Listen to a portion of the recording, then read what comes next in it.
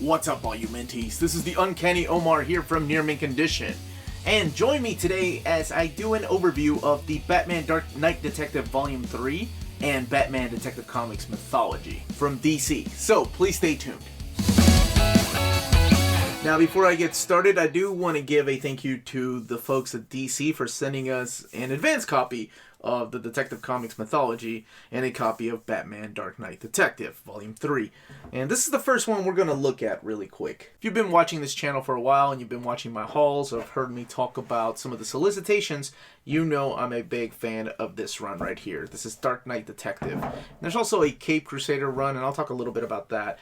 And as a matter of fact, I know I get asked all the time, when am I going to do a Batman reading order? I promise I'm going to put that up on the Patreon polls in the upcoming months. I'm just kind of getting ready. I like to go back and reread a lot of my stuff before I do a complete reading order, just in case I miss anything. But usually that is up to the Patreons to vote on. So if you haven't joined our Patreon, please think about doing so. It's a really good way of supporting the channel if you can do so. Now, let's talk about this run really quick. We have Dark Knight Detective, Volume 3, and we also have the Cape Crusader. Both of these series take place after Crisis on Infinite Earths. And what I mean by that is that after Crisis, the DC Universe was rehauled and reimagined. So Batman started over again, Superman started over, Wonder Woman, they had new origins, and it was a kind of a wiping the slate clean. Batman, of course, the origin was retold through Frank Miller's Year One. And we had two series going on at the time. We had Detective Comics, which, you know, Batman made his first appearance there. And we also had the Batman ongoing series. And this particular volume here, The Dark Knight Detective, collects Detective Comics. So Volume 3 collects Detective Comics 592 to 600. So a lot of this is written by Alan Grant. Norm Breyfogle does the artwork. So this is the stuff that I grew up reading. This is the stuff that's post-Crisis that has never been collected. Well, I say never been collected. A lot of this has never been collected. Some of it has, including the story back here that we're about to get to.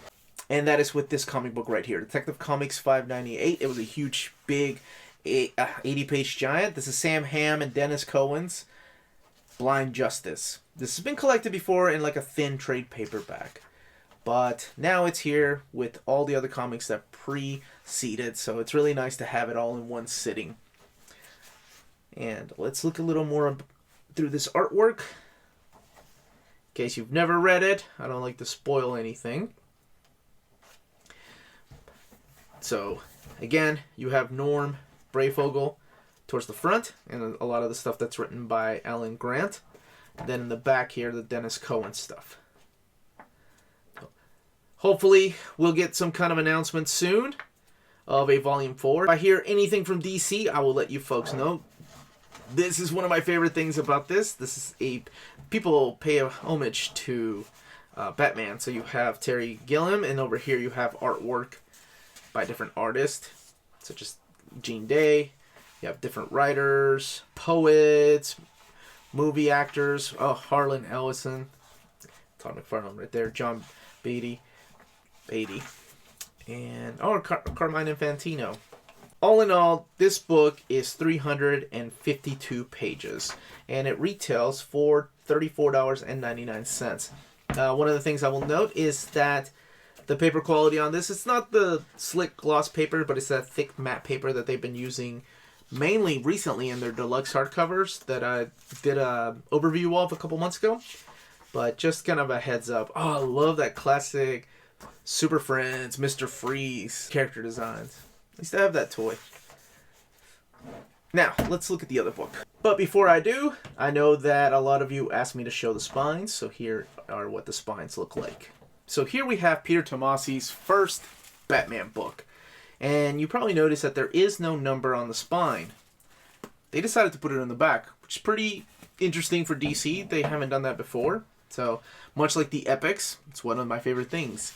Because I know a lot of bookstores complain about the numbers on the spine, that the higher numbers don't sell as well. And maybe this is the way of getting around it. Now, if I was doing a comprehensive reading order, where would this take place? Well, first of all, I want to note that this is Detective Comics 994 to 999, so leading up to the 1000th issue. But if you don't know what you're looking at, you're like, where the hell does this take place? Well, if you have the 4 deluxe hardcovers, the Rebirth deluxe hardcovers, those pretty much take you all the way to volume 7 of the trade paperbacks. And then stay with me. Then you have Batman Detective Comics volume 8, and that's called On the Outside. That one's written by Brian Hill. Man, I love Doug Mankey's artwork. And then you have volume 9, Deface to Face. That one's written by James Robinson, who had done a very similar storyline right after the Infinite Crisis. But anyway, so after those books, that's where this takes place. And this is a really cool storyline. I really dug this. I hope we get some kind of deluxe treatment. Pretty much, it's the story of somebody messing around with Batman's head. In the anniversary of Bruce Wayne's parents' murders, he finds two dead bodies with Commissioner Gordon. They both have pearls inside of their mouths. One of them had a ticket stub to the Mask of Zorro. And then whoever this villain is attacking people that have kind of shaped the character of Bruce Wayne into who he was into adulthood.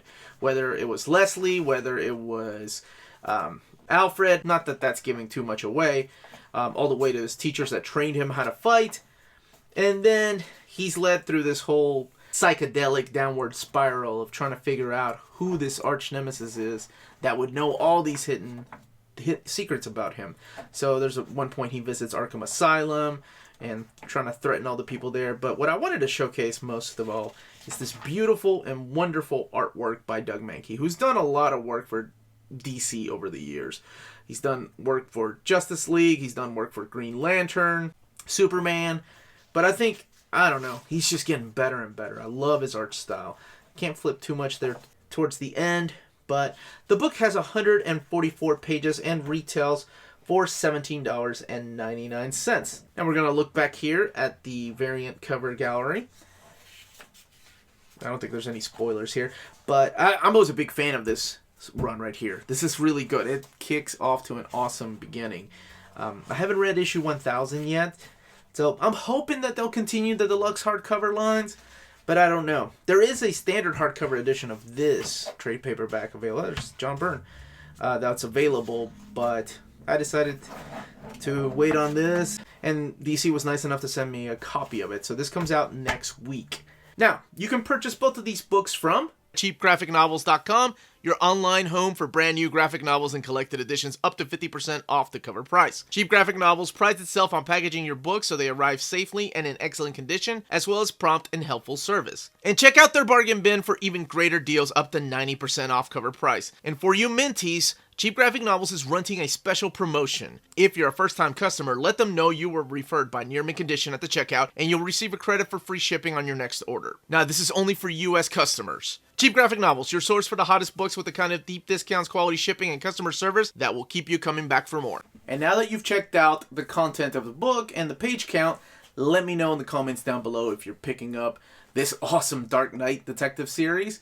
And if you're trying out, or if you already got the standard size hardcover of the Batman Detective Comics by Peter Tomasi. I'd love to know those comments down below. Again, Batman Dark Knight Detective came out this week, and Batman Detective Comics Mythology Volume 1 comes out on February 19th. This was the Uncanny Omar. Thank you so much for watching. Please don't forget to hit that like, subscribe button, and remember, if it's classy and cool, it must be Near Mint.